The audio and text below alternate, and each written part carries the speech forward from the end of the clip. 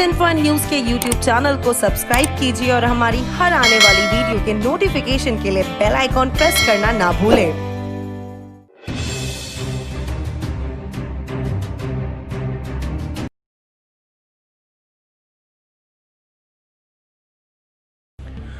बात करते हैं कोविड वैक्सीन के स्टेटस की। करीब 8-9 वैक्सीन आज की डेट में ऐसी हैं जो कि फाइनल स्टेजेस पे हैं अपने क्लिनिकल ट्रायल्स के, इसलिए थोड़ी सी अभी न्यूज़ भी कम आ रही है मार्केट में, क्योंकि ये फेज 3 स्टडी जो कि कई हज़ार पेशेंट्स पे ट्रायल होता है ये अभी फाइनल स्टेजेस में है। नवंबर-दिसंबर तक मैक्सिमम स्टडीज खत्म हो जाएंगी। जो प्रॉमिसिंग कैंडिडेट्स हैं जो पहले आएंगी वैक्सीन, उनमें लग रहा है कि Oxford, Moderna, Novavax, Pfizer, China की 2 कंपनीज की वैक्सीन है, रशिया की वैक्सीन है।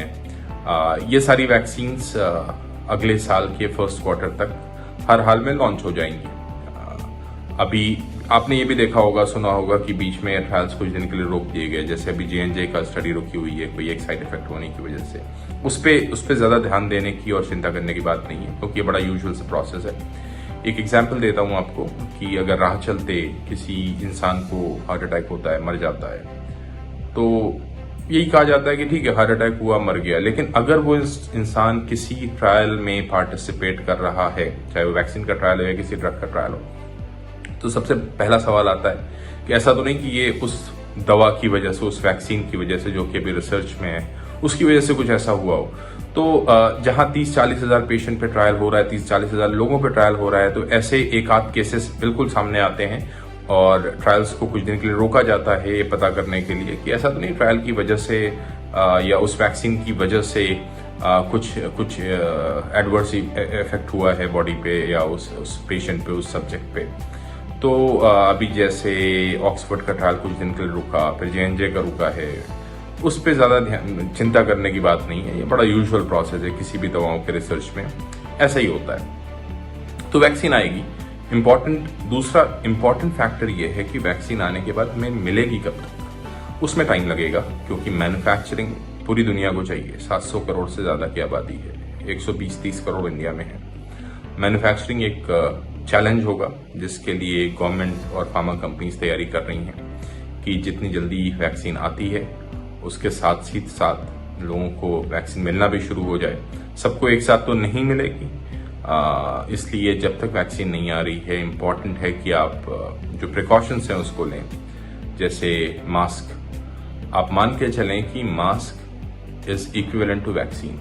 जब तक वैक्सीन नहीं है मास्क ही आपके लिए वैक्सीन का काम करेगा।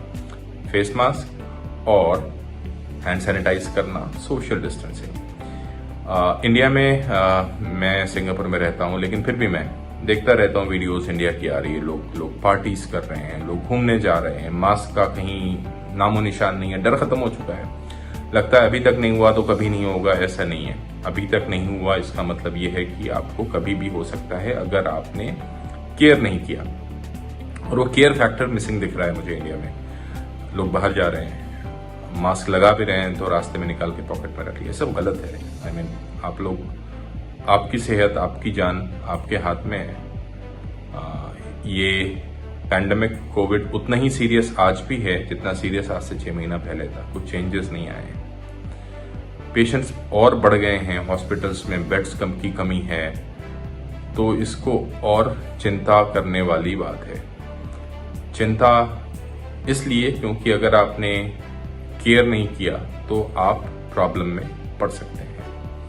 तो मास्क लगाइए, जैसे लगाना चाहिए वैसे लगाइए। मास्क लगाना एक रस्म नहीं है कि आपने पुलिस से बचने के लिए मास्क लगा लिया या लोगों को दिखाने के लिए मास्क लगा ली। मास्क आपकी अपने बचाव के लिए है।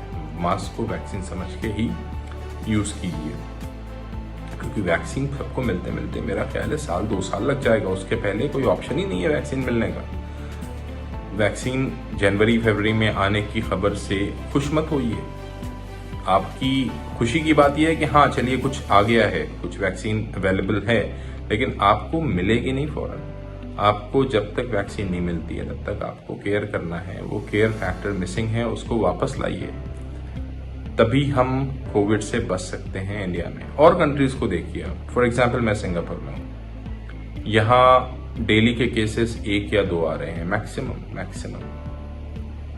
कम्युनिटी स्प्रेड है नहीं, लेकिन फिर भी मास्क मैंडेटरी भी है और बिना मास्क के हम अपने घर के बाहर भी नहीं निकल सकते। सोशल डिस्टेंसिंग वैसे ही फॉलो कर रहे हैं, हैंड को सैनिटाइज हम कर रहे हैं, इसीलिए सिंगापुर बचा हुआ है, इसीलिए और भी कंट्रीज बची हुई हैं। इंडिया में ये सारे फैक्टर्स कहीं ना कहीं मिसिंग है, जिस वजह से केसेस अभी भी हैं।